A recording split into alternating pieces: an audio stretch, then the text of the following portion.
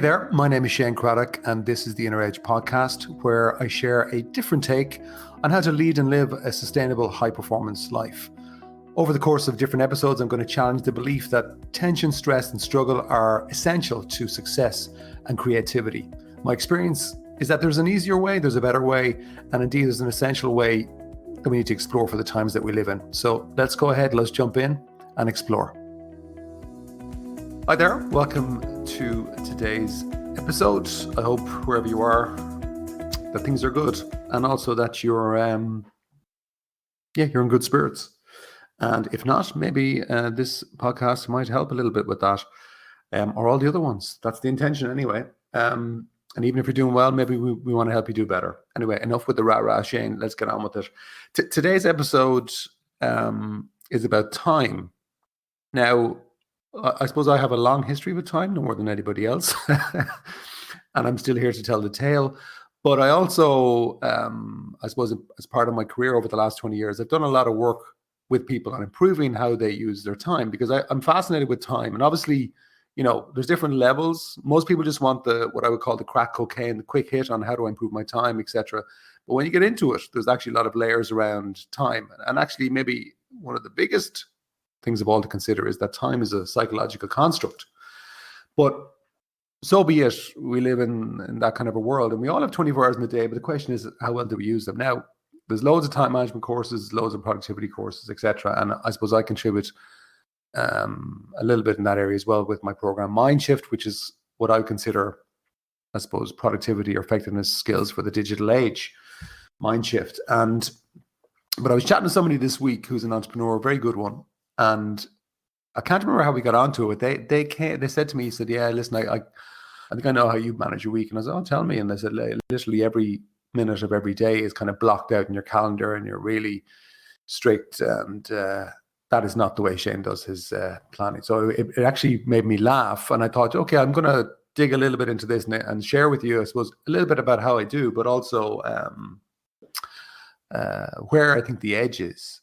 And if you haven't heard the previous episodes, I've put something out today. Is I think it's the 27th or 29th. Wow, 29th of January 2022. So at the moment, as you're listening to this, until the 7th of Feb, there's a free course I'm doing, free email series called MindShift Lite. It's a little taster of my MindShift program, but in that, I go into more detail with some videos and emails. It's quite good, if I do say so myself, and it's free until the 7th. But have a look at that if you're interested from anything I say here, because it'll definitely resonate if what I say today hits a nerve. But bottom line, if you want to elevate your life overall, then being strategic with your time is definitely more important than being good with your time. And that's something that I've had to learn the hard way. To be fair, I do remember I've had different, maybe like us all, different moments in my life and my journey where I realized, oh, I need to change the way I'm looking at time here. I need to change the way I'm using my time. And I think it's something that we need to look at every year. Certainly if you're trying to elevate, if you're happy with where you're at and you don't want things to change or elevate, then fine, don't change anything. But the leverage is in how you look at time, how you look at it. So I think it was Peter Drucker, the renowned corporate guru, management thinking guy, who said something along the lines of, management is about doing things right, and leadership is about doing the right things. And in a way, that ties into this as well, because I know a lot of people who are very successful, or certainly materially successful, or you might see them as successful in the business world or even sport, but they're very poor on time. So they lose out.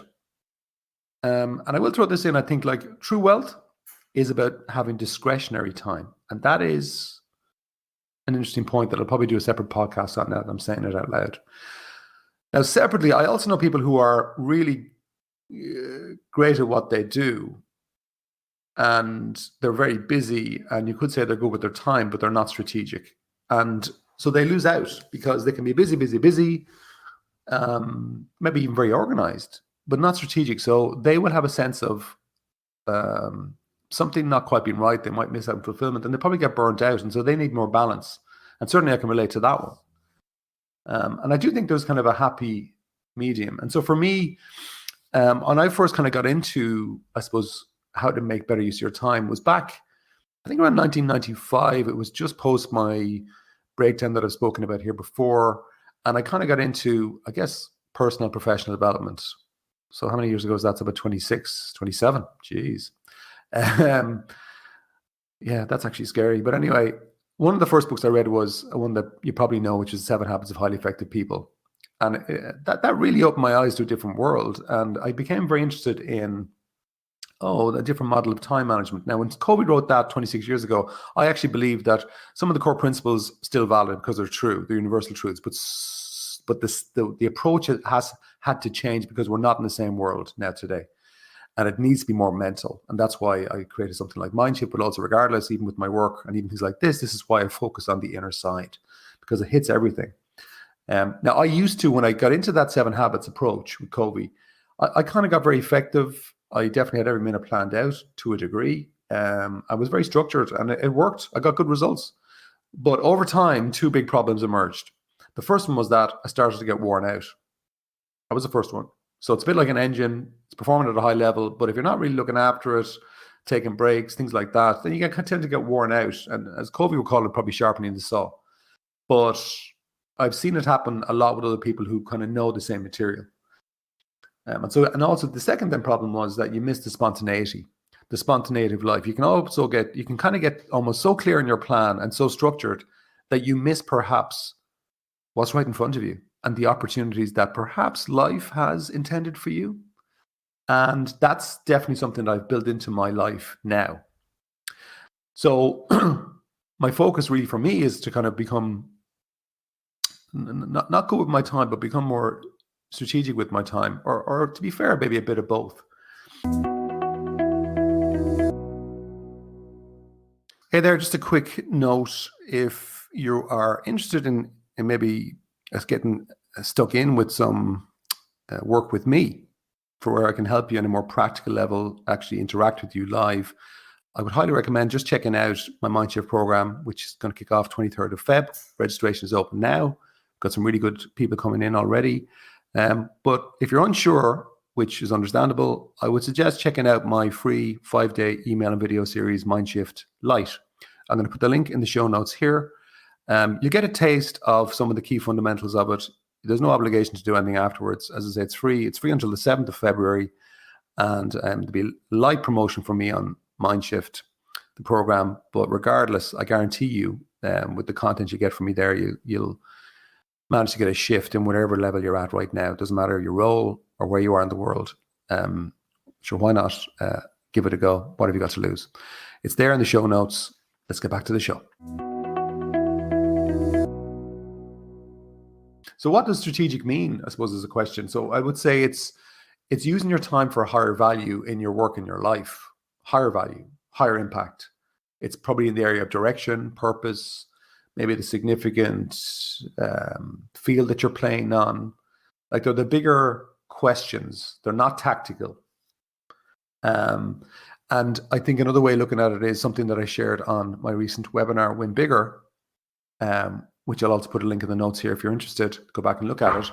Is being busy versus being intentional. And so when you can be really good with your time, almost be a time management guru.